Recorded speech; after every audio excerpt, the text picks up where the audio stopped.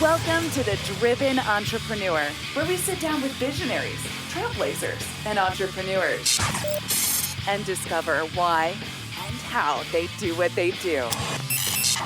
We'll get the backstory, plus plenty of life and business lessons along the way. Here's your host, Matt Brauning. Hey, this episode is brought to you by my very own NLP practitioner course. I've been teaching neuro-linguistic programming, or NLP, for nearly 15 years. It is the most powerful tool for communication on the planet, and it can be yours today. For a very limited time, I'm giving away my entire NLP course workbook for free. Go to nlpwithmatt.com. All the patterns, all the tools, and the techniques of NLP in the complete course workbook, the same one that we use to teach our live certification classes, yours free. nlpwithmatt.com. Get it today. Let's get back to the show.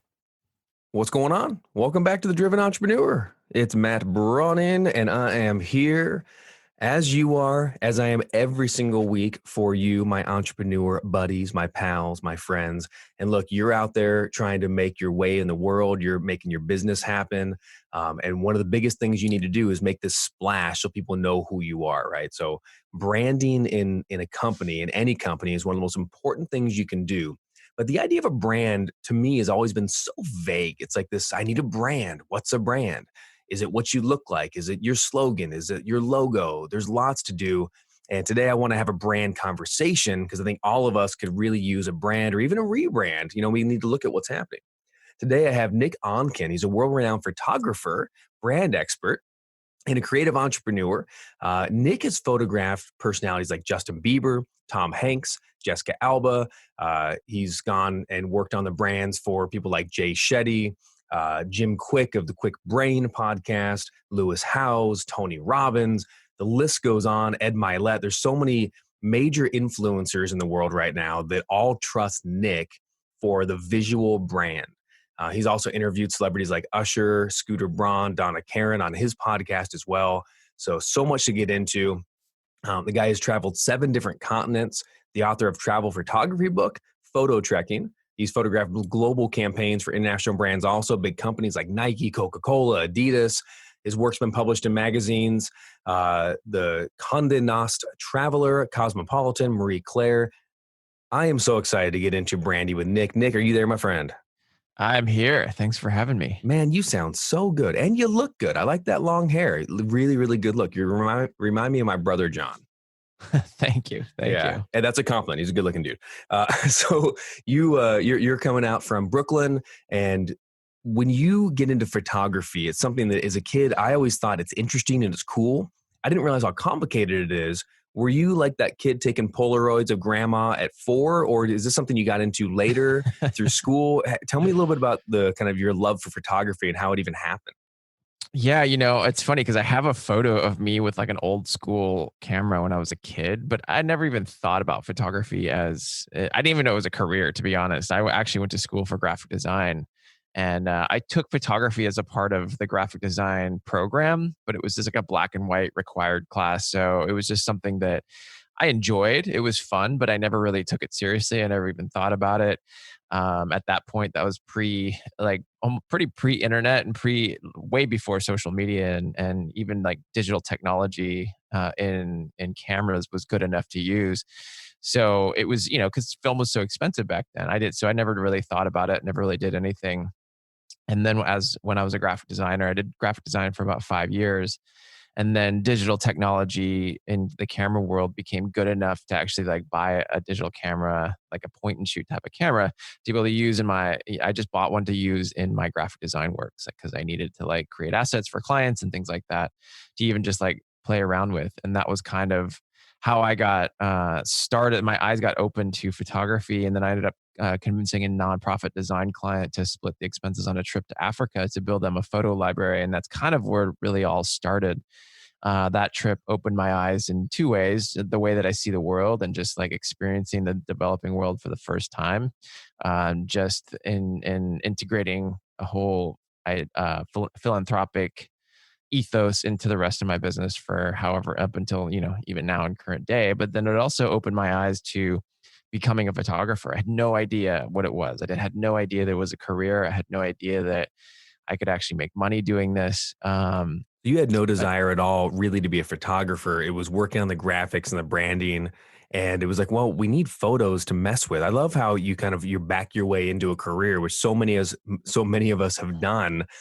After you got back from Africa, at what point did you think, oh my gosh, there's something to this? Like, I think I want to do more photos. Was it on the trip? Was it right after? Was there a moment in time when you had that kind of come to Jesus, the photographer moment?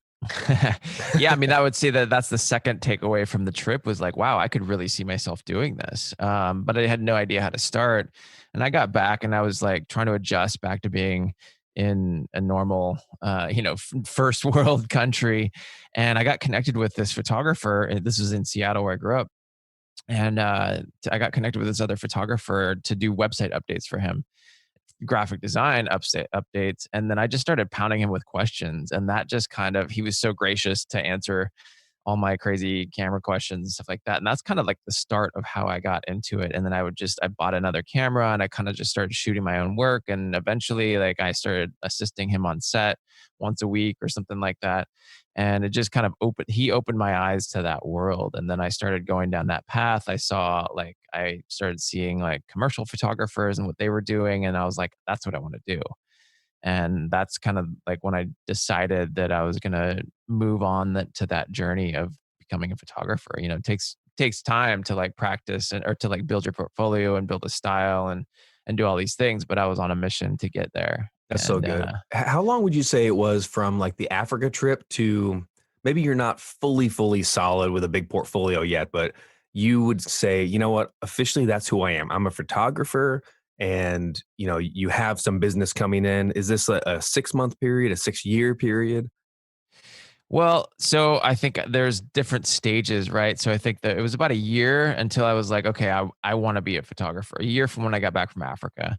And then I was building my kind of like understanding it, and I started building my portfolio. And another year later, I ended up getting my first job for Nike, which was like a huge thing. I was shooting some sports players that you might know, like Brian Urlacher and Mariano Rivera and like Albert Pujols and Ben Roethlisberger and these guys. I had no idea who they were at the time. But that was kind of my first big job. And I had to just figure it out as I went. We were traveling all over the US shooting, and I was just like putting it together and problem solving. But and you're doing like sports photography at the time, or are you doing more like branding photo shoots for these guys? Well, that shoot was more of a brand. It was for Nike Pro. They're like Under Armour kind of stuff. Yeah. And so it was we created our own set along with the TV commercial set. So, the athletes would go and shoot the commercial, and then they'd come over to our set. We'd shoot them on just a studio green screen, so that they could, chop out the background and use them how they wanted to in the ads. So it was my first advertising project. Can we talk a little bit about how, so you break into this first kind of corporate, right? So you get this job with Nike, and this is before you're doing a lot of the influencers and other celebrities. Is that accurate? Yeah. I mean, this was way back. This was like 2005. Oh, wow. Okay. So you're talking a little while ago. This was back before influencer was even a word. Social influencer. What is that? Yeah. I mean, it didn't even exist back then. Like Instagram didn't exist back then. It was, it was a whole thing. So this is like when, I was just shooting people. For me, I love shooting people and lifestyle. I want to be a lifestyle photographer, which at the time was not.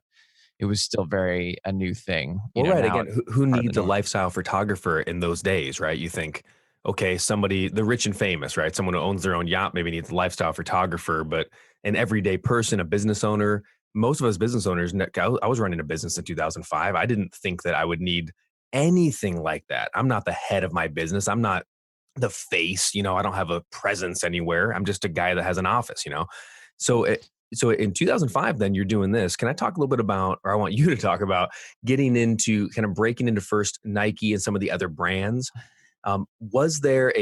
Did you back your way into it? Is there a little bit of that kind of accidental, like, hey, someone introduced me, before you know it, here I am? Did you intentionally go after more brands?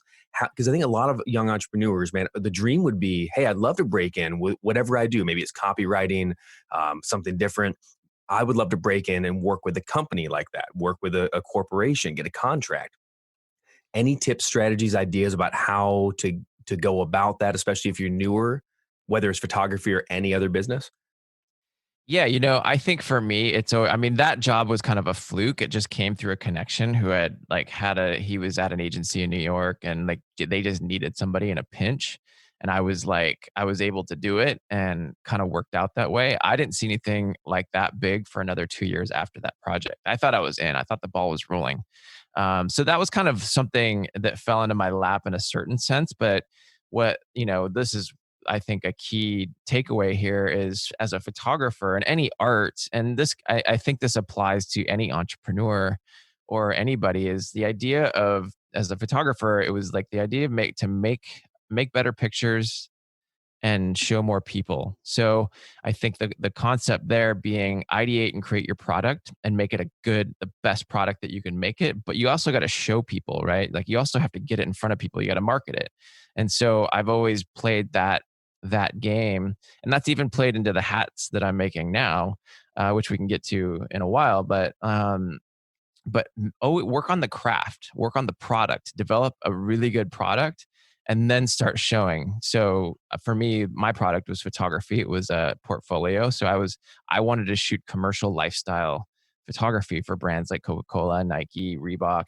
It's like these kind of aspirational imagery that you would see, that's like beautiful people doing everyday things, that's like aspirational. So I had to go and create a portfolio that shows that I could do that. And then I When started you to go go create around. the portfolio, sorry to cut you off, let's just say you don't have access to all these beautiful celebrities, right? Are you finding the beautiful average person, quote unquote, and going and saying, hey, Roger, can we do a photo shoot, because I need to get some of these photos and show how powerful and good I am at this? Are you doing that in the Yeah. beginning? Yeah. So, I mean, this is like, we're fast forwarding, years later now, when now that Instagram exists and influencers exist, it's a kind of a little bit of a different ball game there. But when I started, it was like I was shooting my attractive friends, and then started going to modeling agencies and approaching them, and using their models to create concepts that I wanted to create that I could show in my portfolio. And they get to use the images in their portfolio as well. And that's how you create a portfolio, is you just do all these different shoots, different concepts of shoots, and then curate the portfolio. And then you take that portfolio and you show it to ad agencies. There's certain people within ad agencies that actually buy art and hire photographers. And so that's part of it, doing meetings. This is all this is when, as a photographer, you would send out actual physical portfolios to ad agencies. So I had like Wow. 10 portfolios. And like, if an agency wanted sorry, this is What, are you New still York. in Brooklyn or something?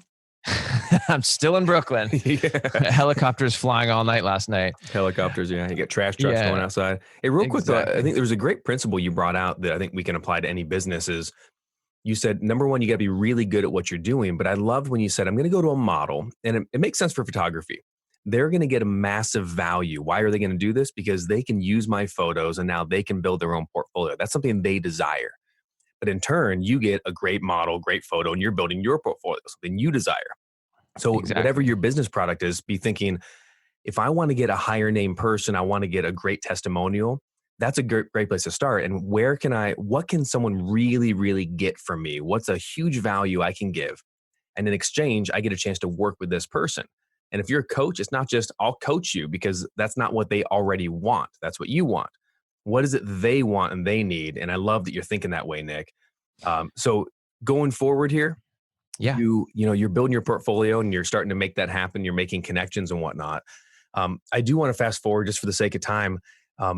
When now Instagram's here and the influencer world is here, tell me about kind of the entry to the celebrity photography. And then we want to get into some entrepreneur brand ideas. But how do you get, Tony Robbins on his jet, Justin Bieber, Jessica Alba? was there same thing as back in the day with Nike? Was there an entry point where you fell into it, or someone said, hey, you know who really needs a photographer is this person? What was the kind of the genesis of the celebrity style stuff? Yeah, I mean, for me, it's been all building relationships, right? So one of the earlier relationships I built was around 2009. It was kind of when my career was starting to get started. I met this guy, Adam Braun, who is the founder. He just had started this charity called Pencils of Promise. They build schools for kids in the developing world. And I knew this guy was going to build something big, and he had a brain to build a business around it and a bleeding heart for the cause. And I think just seeing that, I knew he was going to go somewhere. So he invited me to come to Laos to shoot. And so we created a whole photo library for the charity. And so I built that relationship to start. And then like about a year later, he was like, hey man, check it out. My brother found this kid on the internet. His name's Justin Bieber. He's going to be huge one day. And I was like, whatever, sure. And so he'd be telling me all these stories and all these things. No, and this kid, he's on YouTube, man. What's YouTube? Yeah. And then literally like another 6 months to a year later, the Never Say Never documentary came out. Justin blew up. Scooter became really big. And then that relationship. And then I met Scooter on a Pencils of Promise trip. And him and I became friends on that trip. And then 6 months later, he introduced me to Justin and Usher.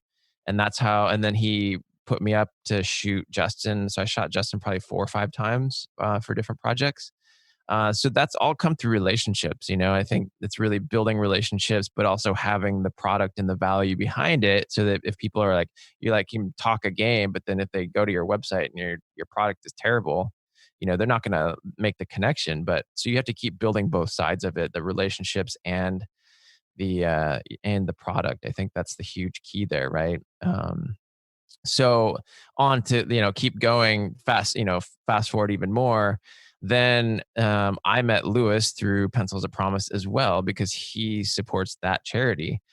So for me, the whole ethos, goes back to the first trip, the whole ethos of giving back and connecting with this charity had started to build the relationships with that world. And so, and then from Lewis Howes, I met Tony Robbins, and that's how I photographed Tony, was through Lewis. So it's really kind of like it's kind of who in a certain sense, but what value are you bringing to these relationships, and then how are they going to refer you to other people? I think is probably one of the biggest things. And then, I mean, with the influencers, it's, there's obviously having a good product, and you can approach people. For me, it's like approaching influential people and where can I bring value to them? And then we create this synergy, and then it expands. And then, that's how you see the portfolio of people that I have is just referrals from different influential people. I mean, Lewis has been probably like the most influential because he's so big in the entrepreneur. Oh, and he's so connected to everything he does through the podcast and everything else in his life. So, Yeah. So what I'm hearing from you, one of the biggest things is have a good product that's actually good. And look, when you look at Nick Onken, it's Nickonken, Onken. So nickonken.com/entrepreneur. If you check that out, I mean, you'll see like every one of these photos, whether it's a Jim Quick, a Jay Shetty, just going down the list here, looking at everyone I'm seeing is like lifestyle photo and then some. Here's Justin Bieber jumping in the air. What's the other one I saw? This is such good. Good is not the right word, but it's intricate. It's interesting. Everything has a different background. Some are outside, indoor. Some are close up. Some are action. But every one of them, you're really capturing an essence of someone, or an essence of, as you said, their brand. I can see that. So you got to have a great product. If you get connected to the right people and you get referred and your product sucks or it's okay, nothing's going to happen. But you start with a good product, okay, as Nick's saying, and then you connect somewhere. And if you're really, really good and you really give first and you really take care of people, they're going to say, oh my gosh, I met the best so-and-so. You got to work with them too. And all of a sudden you got a portfolio like Nick. Can we talk a little bit about visual brand then and get into that world? Because one of the biggest things you're doing today, of course, is branding for entrepreneurs, visionaries, the influencers, as we're talking about. If you own a business and you're in that space where you're thinking, okay, I need to have a real visual brand. To you, Nick, describe first off, maybe define brand for me or visual brand. Is there a difference? Kind of what's your whole take on the brand story here? Yeah. So, I think there's a couple different aspects of it. So there's the visual personal brand, which is like your photography. It can go into video as well, and your graphic design. I focus primarily on the photography aspect of it because that's what I do. I would say overall branding is what you project out there in the world. What story are you telling the world that wants to make them connect with you? And that extends into like your copywriting, bigger brands do this all the time where it's their advertising and all these different things. But for me, primarily, I focus on the visual aspect of it.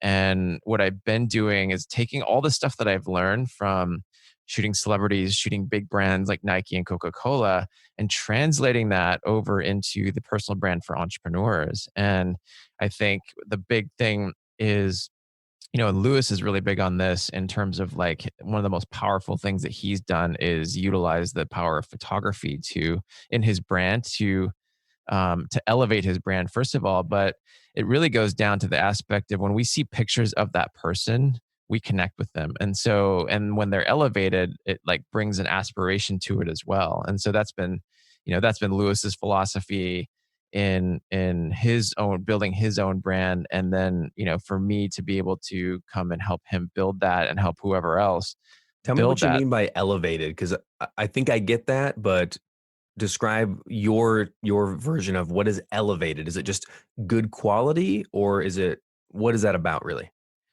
So elevated, I would say is it's aesthetic. So if you look at, it's basically the difference between shooting a portrait with an iPhone or like a camera phone or whatever, to utilizing a professional photographer who can capture your essence, who can capture your story, who can capture your energy, all that kind of stuff, because that also tells your story. So I have a thing called elevated realism, or style called elevated realism, that I like to utilize. And essentially it's what the ad world calls lifestyle photography, but it is really kind of these elevated as in like aspirational, as in like vibrant, as in colorful, as in like, you know, um, it's kind of the difference between the like the Coca Cola versus the generic brand, right? It's like, what makes that difference? Well, there's an elevated, it may be the same product inside, but hopefully your product is elevated as your visual brand. But Okay, so elevated, we're talking, so it's the quality of the photos themselves. So when you see the depth and the quality that a professional photographer, professional equipment versus your granny on the iPhone, that's part of it. But then it's also the backgrounds and the staging and the setup and the angles that maybe, again, your eye, Nick, can see that, but I'm not going to quite pick how to get that captured. And then the third part I heard from you is elevated in sense of the actual brand of like, I don't know how important I am. And I don't mean that from an ego standpoint, but like how someone who's a big deal, someone who's making big waves is going to be doing big things and things that are elevated, whether it's, the jet photo or it's the beach or it's with the family or whatever it is, but it's going to feel like, hey, this is someone who you want to be around. This is someone who's who's making waves, is a big deal. So I love that. What is a startup entrepreneur? Let's get a little advice. And this is not exactly up your alley as far as probably an ideal client, but let's just say kind of the DIYer. Someone who's like, I'm a startup. I know I need a good visual brand. What are some tips and tricks maybe of how I can get started maybe before I'm ready for an agency like a Nick Onken? yeah, so you're right. The distinction is kind of that it is the photographer that you're choosing, the story and all that stuff that you're putting into it. If you're just starting out, I think it's a matter of like thinking about what it is that what's the story you want to tell first. Who are you as a person? What's your mission? What's your vision? And start to craft those ideas out. If you want to super DIY things, like, you can go pick up a camera, you can pick up a digital camera and learn that stuff for yourself. I think there's other photographers out there that maybe aren't they're more economical in terms of what you can hire. So personal brand guidebook that I have that's a free ebook. There's a whole section on how to hire the right photographer. So you can find somebody who's within your budget. You can find somebody whose work you like, that resonates with you.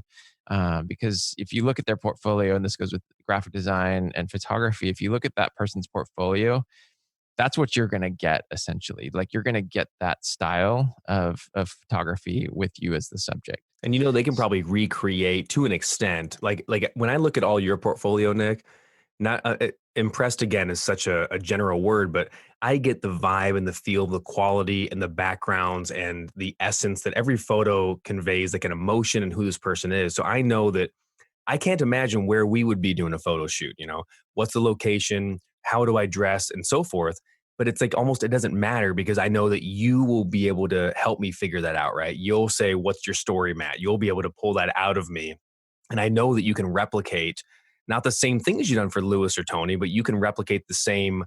You got their essence, you can get my essence. So you're going to get that from somebody's portfolio. Any other kind of startup trips, easy for me to say, tips and tricks? Yeah. So, I mean, that's essentially like I have a process where I have a whole story diagnostic sheet that I ask a bunch of questions. And then we have a photo shoot design consult call where we take those questions, the answers from those questions, and we develop out the creative based off of your story, right? It's really about telling your story. So if you're a family man, and that's a big part of you and your brand, we'll take that and tell your story with that. So like I've shot what's his name? Why am I blanking here? Oh, Bo Eason. Oh, I know Bo, yeah. Yeah. So we did a whole branding shoot for him. And, this is just an example. So football is his past, right? And now he's like an entrepreneur, speaker, family man. So one of the concepts that we developed was shooting him with his family on a football field. So it was kind of hinting at his past, but still telling the new story of how he's a family man. So what a great concept too, because I mean that's sort of like his fame was, the NFL days, but his passion today is like the workshops. Well, you have a lot of this info in the Entrepreneur's Guide, and you talked about that.